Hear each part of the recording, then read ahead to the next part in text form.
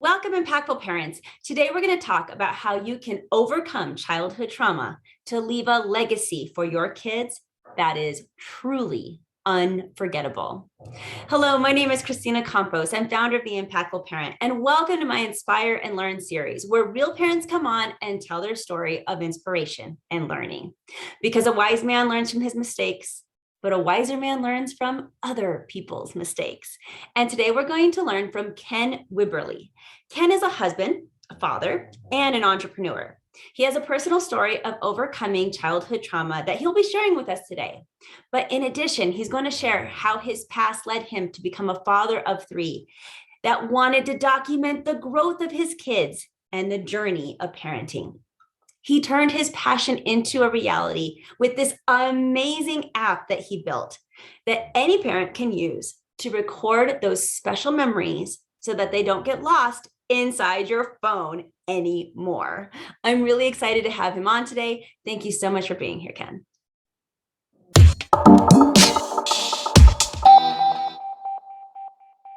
Christina, thanks so much for having me. I really appreciate it. Well, I would like to start off with your story. Tell us what brings you here. Well, in the kind of the spirit of the overcoming trauma and becoming what we are, and not letting the trauma define us. Early on, it's interesting. The first memory of my life was when I was around 3 years old. I remember sitting down on my dad's lap as he sat down with my mom to tell me that they were getting divorced.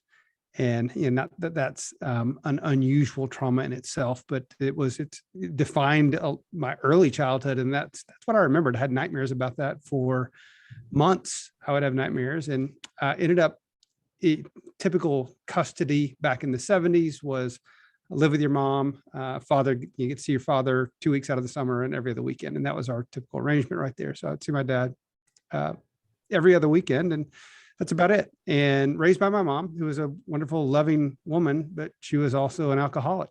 And so there was a term called latchkey child back in the 70s. And me and most of my friends growing up were certainly latchkey children. So we had all kinds of free time on our hands and not a whole lot of supervision. And like I said, mom was a loving woman, but it was not uncommon for me to come home after school growing up and be responsible for watching my younger sister, she's about 2 years younger than me, for watching her, fixing dinner for us, kind of handling things while mom was kind of gone hanging out.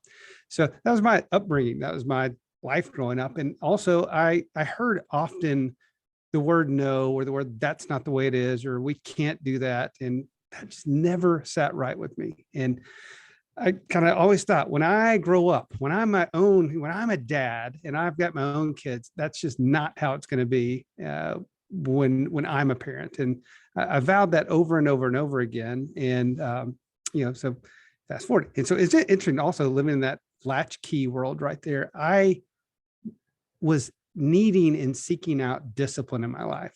I had all this crazy freedom and no real rules or structure around me. And so at the age of 12 years old, I watched a movie. A friend of mine and I watched the movie Taps. It was Tom Cruise's very first movie when he was just a little boy. And after watching that movie, my buddy and I both went to our parents the next morning. We said, I want to go to military school. And 6 months later, I was enrolled at Kemper Military School at 12 years old.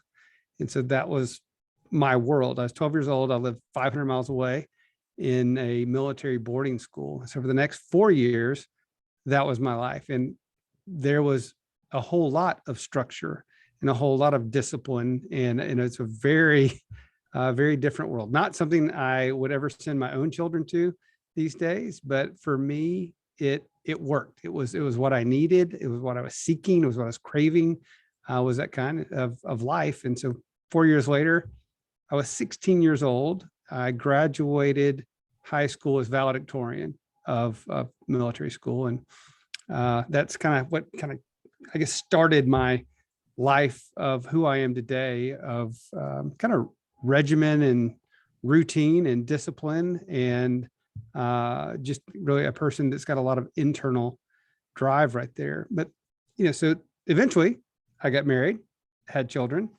and Although I remember when my ex-wife now, but my wife at the time, sat me down on the couch and she said, "Remember how we said we are going to wait 2 years to start having kids?" And I was like 30 at the time. And she said, "Well, it's been 2 years." And I was scared to death to become a parent and have this weight on my shoulders. I felt so underprepared and just not ready for that. But it was time. And so we had our first child, who's now 19 years old. So my daughter Grace um, was my first baby. And I remember around the time we were pregnant with Grace, and in the time from a few months after she was born, I had three things happen that were really impactful in my journey as a parent.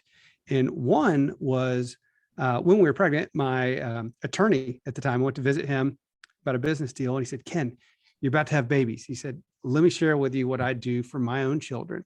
And he had two young boys at the time.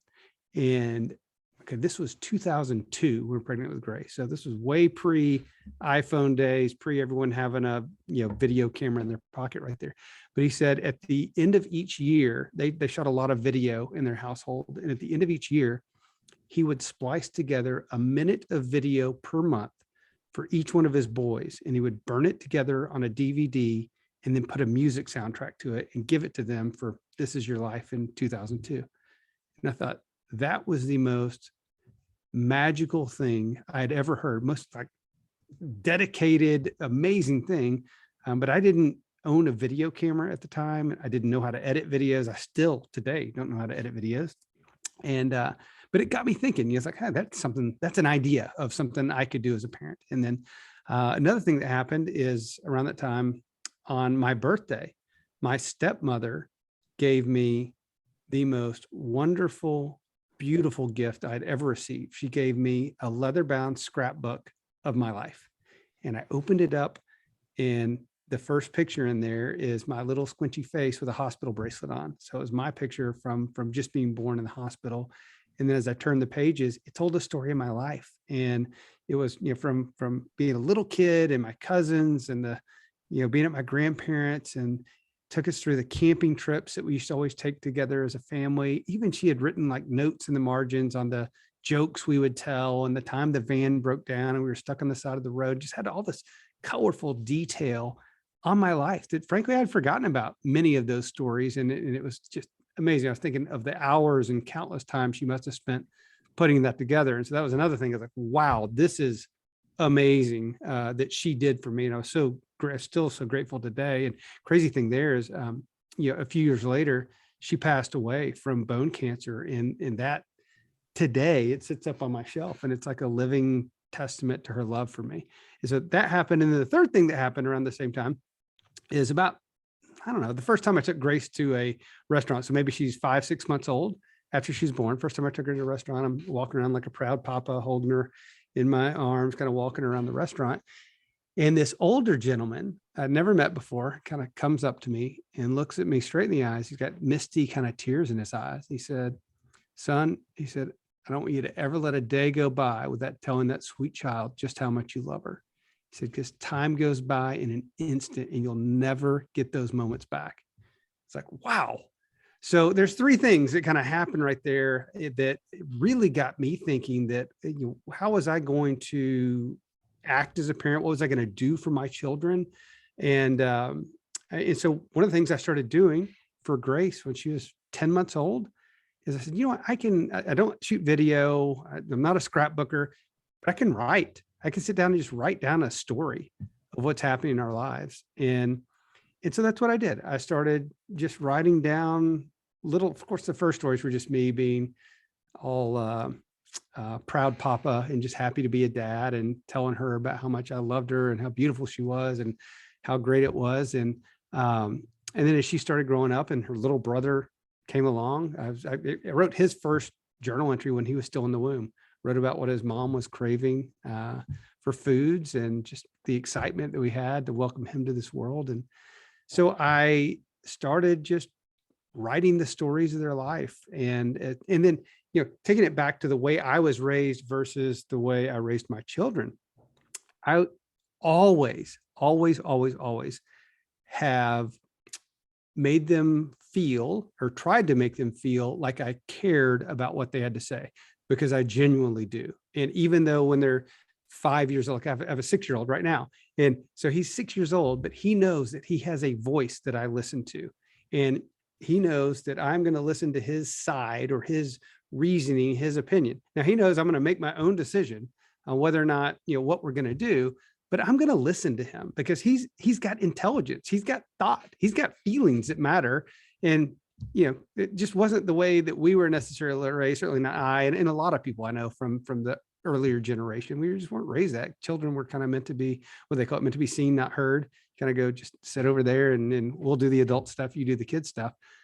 All three of my kids have always wanted to interact with adults. They're like, oh no, we want to be the adult conversation. We want to hang out with the adults, because I've always treated them like they have a voice, like they have innate intelligence, which they do. I'm actually a big believer that children are like the true light of the world, the true God figures in the world, as they come in just so pure, so clean, and without issues. And we bring all the issues and we put them into our kids, unfortunately, is what happens. But in any case, I've always kind of treated them. And in fact, a lot of times I'd make decisions as a parent that, although my children didn't agree with those decisions, or especially when they got 12, 13, 14, 15, I'd make these decisions and they had strong disagreements with my decision. But I would explain my logic to them, and maybe that didn't sit with them, or maybe just went right over their head because they're angry at me and they don't care. But I would often go write that in my journal, and or in their journal rather, I'd go write down, hey, look, this is the decision I made. And as a parent, especially when it gets bigger kids, bigger decisions, bigger issues that you're having, a lot of times we don't know if we're making the right decision. We're doing the best we can with the information we have at hand, and hoping for the right outcome that we're seeking right there. But we don't know that outcome is going to happen for sometimes days, weeks, or months down the road. And so I still to this day, sometimes I've got a 17-year-old son right now, and we've gone through a journey over the last few years with him, and just some issues and things we've had to deal with. And so I've spent a lot of time writing in his journal about the decisions I've made, the hopes I have for the results of those decisions, the fears I have for certain paths that could be taken, in the hopes that one day when he's a parent and he's reading these stories on his own, that it helps him in his own journey. So I've been doing that for all these years. And Grace, my daughter, who's now 19 and a freshman in college, she graduated high school last May, and I had the privilege of gifting her with 18 years of the stories of her life. And it was really, really just a beautiful moment, that I hope that's one of those things that she'll treasure. And I know that as I'm gone one day, that'll be certainly treasured. But even right now, while she's up in college, I know that she's got those and she reads some of those stories. And so anyway, that's a little bit of my journey as a father. Wow, there's so much there. And I love listening to that. Your upbringing, I'm going to go back to that. Yeah. You have overcame quite a bit. I love how you craved the structure and found a way to get it for yourself. And it definitely molded you into the person that you are today. That's just how upbringing is. Do you feel like your upbringing was a little bit of what contributed to you having some fear of fatherhood? Probably. Yeah. In fact, I think certainly, because I didn't have a lot of role models. And in my father, I have a great relationship with my father today, but as I was growing up, it wasn't a super strong relationship. I didn't see him enough on that. And so I certainly didn't have that all the time parent relationship. So I didn't feel like I had those role models. And I didn't feel like I had the skill set there. So yeah, it was definitely part of what contributed to that fear. And then you took these, your fear and saying, hey, I want to create memories that are going to last forever. And you found a way to not only do that for yourself, but to contribute to the world so that other parents could do it with you. It's an amazing idea. And I love this idea of you journaling to your children and the connection that will bring if not in the moment with your child, because you're not maybe not giving it to them right away, but the connection that hopefully you'll be building even as adults as they get this gift later on. So tell us a little bit more about how your app works so that as you're talking about these journaling and documenting, that the audience knows what you're talking about, what you created. And I started journaling to my children, not as at all to create a product or an app around it. I started it, as I mentioned, just as a way to capture some of the moments as they were happening. So frankly, I didn't forget about them because I knew, thank goodness, I had the intuition to believe that I'm not going to remember all these little details. And if I don't write some of them down, they're going to be gone forever. And so I started. And when I first started it, I literally debated, do I do it like pen and paper in an old school journal, or do I do it on a digital format? And honestly, I can type faster than I can write. So that's how I started on digital. And so what we've created is a mobile app that's iPhone and Android's mobile app available on your phone or tablet, where parents can easily capture stories, moments, lessons, the funny little things your kid says. It can be annotated with all kinds of photos, videos, voice notes, and kind of voice memos. We've even set it up to where really cool. You can, like, we for years have have recorded the same 20 questions at the end of every year. I've been asking my kids for probably 12 years, the same 20 questions at the end of each year. Just I wanted to see kind of what that was like a year. So now we built it within the app that you can type your series of questions. And as you go to use your phone to record it, the questions will kind of display right on your phone so that you can ask those and just swipe through the questions. It's kind of neat. So we built some cool functionality there. And you can also look at your child's life on a timeline view. So it's really, really cool. And you can look at it just on major milestones or on every entry you've made. So if I look at the major milestones of my 6-year-old right now, it starts off with a sonogram, and then it goes up to next to the day he was born, and then to the day he rolled over, and then the day he's crawling, and then walking, and so on through kindergarten. And now his most recent milestone is he learned to ride his bike without training wheels. So it's really so cool that you can look through and see like how old your child was at all these different events. Because honestly, I cannot remember how old my older kids were when they lost their first tooth. People ask that, how old did you get? I have no idea, but I can quickly go find that because I've got it documented as like milestone in the journal. So those are some of the features right there. So here's what's really cool. We just released something like email to journal. People that like want to do a lot more long form stuff that don't have an iPad have been requesting. So we just emailed or just released an email to journal feature. And so anyone, if you're listening to this, you can even do this. So if people can go to journal@legacyjournal.app. So journal@legacyjournal.app. You can send an email to that and you'll get an email back saying, hey, your journal is ready for you.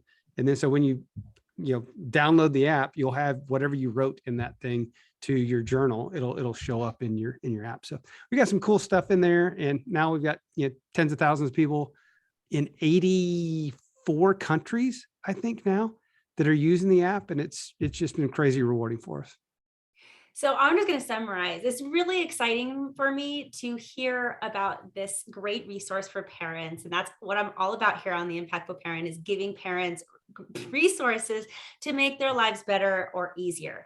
And this is an app where you can download it, but it's really going to be a way for you to document your child's life, or your own, or anyone else's for that matter, but specifically parents, to document your child's life as they grow, with pictures, with photos, with letters, with your own just documentary. You could voice record things on there for them. You could, I mean, really the possibilities are endless. It's exciting that the app continues to grow also. It's not even really stalemate and finished. I mean, the app continues to grow. So it's exciting to hear all of that. But when you have multiple children, this is going to be so great. I know, I'm a mom of 4.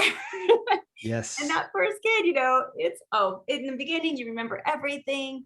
The second kid comes around, and the third, by the fourth, you're just lucky if you're writing down, when they take their milestones as a kid, because life has gotten really busy. So this is going to be something super convenient. It sits right on your phone, that whenever you have an opportunity, you can just jot down a note say a sentence, do a voice recording, throw a picture in there, and it's going to timeline it for you and keep it for you and save it. Did I get that right? You did. Yeah, you nailed it. It's a cool thing. And like I said before, the fact of doing this, it's really kind of neat to think of, hey, you've got it and you can one day gift it to your children. But I had a conversation with one of our customers a couple weeks ago, and he said, Ken, he said, for me, it's like a life insurance policy. I said, what do you mean by that? He said, it's giving me peace of mind. He said, because should something happen to me, he said, I know that with every story I write in there, my family, my children will know forever the love I have for them. I was like, wow.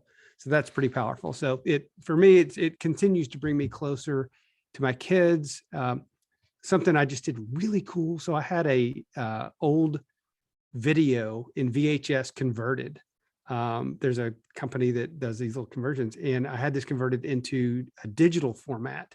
And I was just, because I led the drill team. Again, I was in military school for 4 years, and then I later served in the Navy. And so when I was in the Navy, I was able to lead the drill team at boot camp. And when I did that, I haven't watched this video in 30 years. And so I was able to kind of go watch this video, and it was so neat. So I clipped out the time when I was leading the drill team in that video, and I just uploaded it to my journal this week for my kids. So I was like, that will be so neat for them to watch one day. That brings me to the busy parent who thinks this is a great idea, but feels like they might just not have the time. So what tips would you give or advice to that parent that says, this sounds great, but can I really make it work? How am I going to journal? How find time for that? I think the best thing is just start super small. Like start with a photo from something you just did with your kids in one sentence. That's it. A photo in one sentence about why it made you smile, or what they said that was funny. Or, I mean, God, I wish we would have taken a picture. Literally last night, we're doing a remodel right now, and our 6-year-old was helping mom put some paint samples on the wall. And next thing you know, he is like covered in different colors of blue paint. And we did not, and kicking myself that I didn't have my phone with me. Amber didn't have hers, and we didn't take a picture of it. But a perfect example of using this really easily: snap a picture, write one sentence, and you're such a big helper, right? Something like that, and it's just in there. And eventually, what I found, if I just get in the habit of doing something little like that, eventually I'll find myself with a few minutes where I can go write maybe a little bit of a longer story of something that I want to tell them about what's happening in our lives, or as importantly, something about my own past or history or upbringing or friends or mentors that I can tell them about. And I hear that that's not all. Not only are you bringing to the table this amazing app, but you have a couple of freebies for our audience. Can you talk about those? For sure, including we created a special landing page just for the impactful parent. So if you go to legacyjournal.app/the impactful parent, then you can get a free 30-day premium plan. So the app is free to download, free to use. But some of the features I'll talk about, like multiple photos and videos and audio files, some of these things are premium features. But free 30-day premium plan, you download, use it, test it all. Please do test the audio, leave your own voice for your kids, do some of those things. So that's one. And then we've got another PDF download for everyone that was really, really cool. I went out and crowdsourced for my own parenting journey, right? What's some of your best parenting tips, tricks, hacks, etc., parenting books to read, and came up with just some amazing information here. We combined it all into a beautiful PDF document. So I've got that available for your listeners as well. That is amazing. Thank you so much. And tell us again the name of the app and how people can get that free download. Yep. So the app is the Legacy Journal app, and you can find that on the App Store or the Google Play Store. So the iPhone App Store or Google Play Store. And to get your free promo code, go to legacyjournal.app/the-impactful-parent. legacyjournal.app/the-impactful-parent. Just fill out your name, email, phone number. Tell us if you're on iPhone or Android, and our team will send you a code to enter in. It'll automatically upgrade you for free 30 days. I love documenting, and it's so special to be able to document and go back and look at those memories, not just for us as parents, but like you said, for your kids. You gifted this to your 19-year-old. What was her reaction? Oh, it was so neat. So I've literally been planning this her whole life. And I asked her to come into she was graduating high school the next day. And I said, hey, Grace, come on into the living room. And she comes in the living room. And so I was like, hey, sit down. And I gave her a gift and said, well, before you open it, let me read this letter that I wrote you.